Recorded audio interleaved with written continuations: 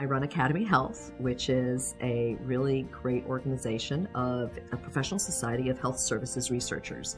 And so we have nearly 5,000 members who are really committed to understanding healthcare. Sometimes we do things without an evidence base because we need to act. And if we don't go back and study what impact is it having, then not only could we potentially do harm, but we're wasting resources. And so health services research helps to identify what works and what doesn't work. You know, at first people would say, what is health services research? Are you an economist? Are you a sociologist? Are you a doctor? And I said, well, a little of all of those things. We need to combine the head with the analytic thinking, the heart with the passion for social justice and removing inequities in the healthcare system. We've been painted sometimes as being the skeptics or the cynics in putting the brakes on innovation.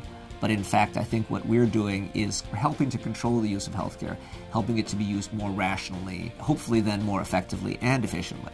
As we confront the dual realities of an extraordinary increase in the burden of preventable chronic illness, with all of the medical care implications that come with that, with the, of course, tremendous escalation in healthcare costs, as those two trains collide with each other, it demands extraordinary precision and knowledge and accuracy about how we use every single dime. Our conversation in health service research is the conversation that is ripe for a national discourse.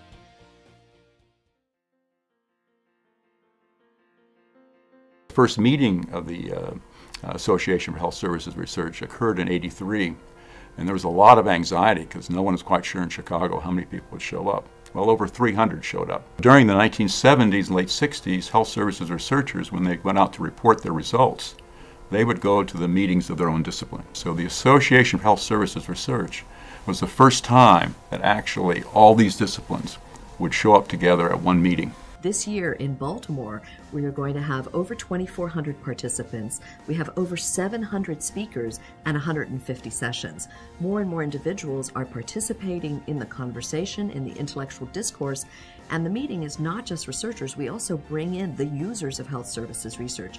And so that's what makes it such a vibrant conversation. The growth of the field has really allowed us to explore in some depth all of the many aspects of the performance of the healthcare system. It wouldn't have been possible without the efforts of Academy Health. Academy Health has always been a home for better measurement methods, better ways to analyze the data so that we can wring more information out of incomprehensibly large data sets. Ultimately, members of Academy Health were instrumental in providing the evidence and rationale that helped push the Affordable Care Act over the top.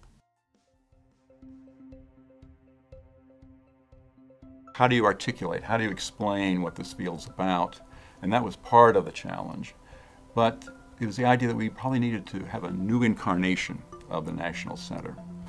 And so the opportunity presented itself in 1988-89 as sort of a confluence of support and interest. The interest was very heavily in effectiveness research. Alice Hirsch was really the one who delivered on this, because you read things now and they talk about it and they say, well, it's the Association for Health Services Research which made it happen.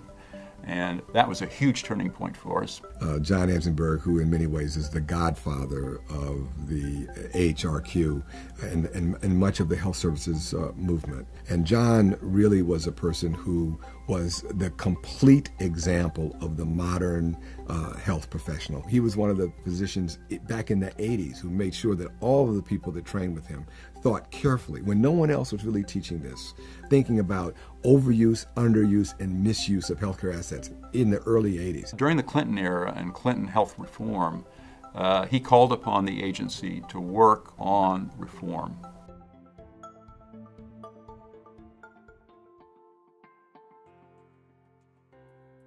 Without health services research, in my opinion, we wouldn't have health reform. From the federal level, in terms of how evidence has helped to shape legislation, the example I'm most familiar with, of course, is the Child Health Insurance Program legislation. It really took into account what we have learned from research about how to reach out to families who are eligible, how to get them in to coverage, and then how to better deliver services so that it improves care for chronic illness, reduces disparities, and lots of other dimensions. I really think of the 1990s as a sort of a real go-go period. There were some discoveries. One of them was that there were terrific variations in how care was practiced across the country, or even across a different one zip code to the next. There was a discovery that large administrative databases like Medicare data actually represented huge populations of millions of people who had health insurance. One of our challenges in the field of health services research that we're passionate about here at Academy Health is helping to explain what difference our work does. One of the things that we launched at Academy Health was an impact award, because again, to highlight, to shine a bright light on where there are success stories. A researcher, Terry Tanelian, was awarded the Impact Award for work she did looking at PTSD and mental health conditions in our returning veterans. That made a difference. It has helped veterans throughout this country get the care they need. So many of us who are members of Academy Health have really devoted our lives, our careers, to seeing that everybody who needs health care gets it. We developed a report called The Path to a High-Performance Health System that came out in February of 2009 that really laid out the essential elements of what became the Affordable Care Act. Without health systems research, we really wouldn't have been ready when the window of opportunity opened, when there was this one moment in history that everything came together to really move us forward as a nation to provide health coverage for all.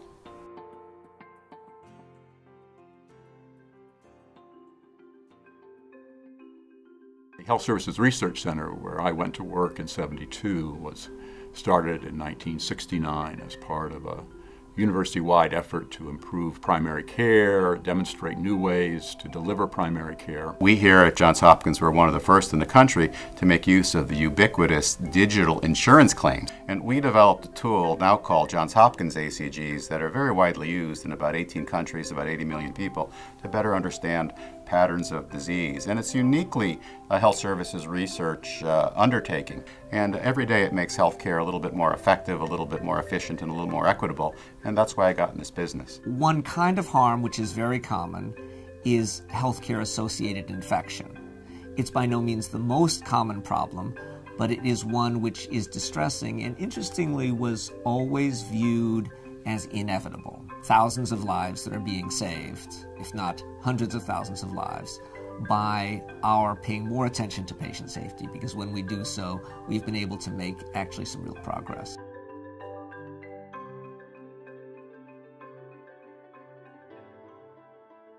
We at Johns Hopkins are one of the first programs in the world actually to train interdisciplinary health services researchers.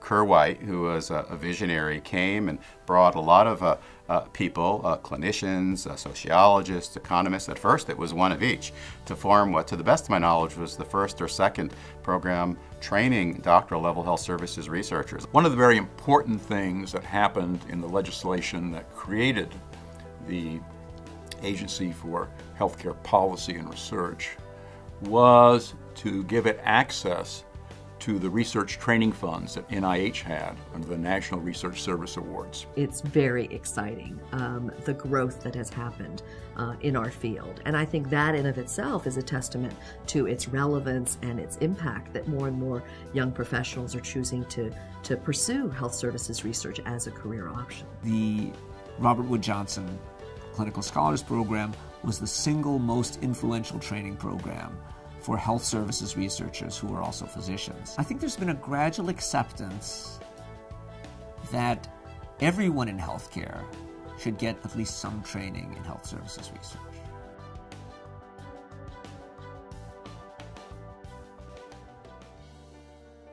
We are entering a time of real transformation, not just in healthcare, but in how we can do research going forward. The explosion of data, electronic health records, big data, that creates incredible new opportunities for research. Now I'm very excited that here at Johns Hopkins we've started something called the Center for Population Health IT, where we hope to harness the new digital technology. People are talking about a learning healthcare system, and health services researchers are key to that, along with informatics and medical professionals. But I hope that we can view health services research as really part of sort of the real-time learning health and healthcare system. We are in now what everyone agrees to as a patient-centered care world, where we've come to understand that so many millions of Americans are living with chronic illness. And as a result, they will need a comprehensive array of health and wellness services to support them. We're going to have to become much better as health advocates and health concerned individuals in helping people to make personally appropriate choices. We see even more opportunity for impact in other spheres, not just continuing the impact on federal policy and programs, but also at the state level. So much of the implementation of the Affordable Care Act is happening and rests upon state actions. We have an opportunity to study the impact of those choices so that we then continue to learn about policy implementation and what's working and how it's working. The vision for health services research at that first meeting in 1983 was not well defined beyond a commitment, and a commitment from people from multiple professions to pursue together goals of improving quality, access, and efficiency. And that mission survives today, and it has many more people involved. Without Academy Health, we would not have a way to bring together the field.